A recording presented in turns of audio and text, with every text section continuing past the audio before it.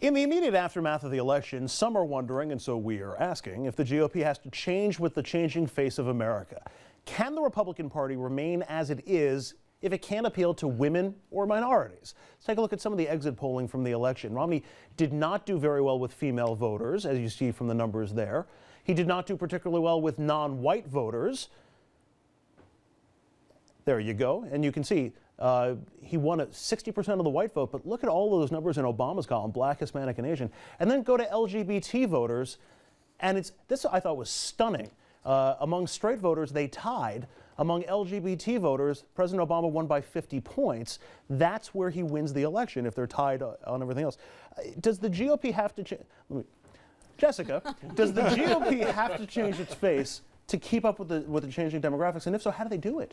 Well, you know, you just heard me say in the last segment that I think we need to do some real soul searching, and I think we do have a perception problem, and there's a reason why we're losing these races consistently. It wasn't just Romney that had this problem. I think we do need to have a serious conversation about where we're going to stand with women's reproductive health issues, and we need to figure out how we can better communicate to Hispanics that are, frankly, many of them are very conservative and share the same values as the Republican Party, but we're not doing a good enough job communicating with them. And I think it's going to take a lot of outreach. It cannot happen overnight. How do you change the mind of the base so that immigration becomes less of a sticking point, or women's abortion becomes less of a sticking point? How do you get them to be a little more open to those? Well, you're never going to, you know, there's always going to be that contingent of voters that is strong on those issues.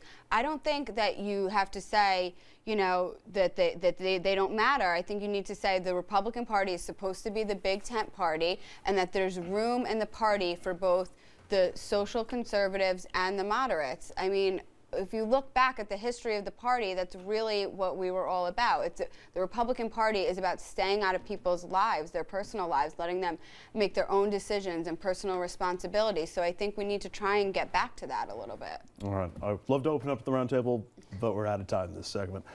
Join us tomorrow for our interview with outgoing Republican Representative Nan Hayworth from New York's Hudson Valley.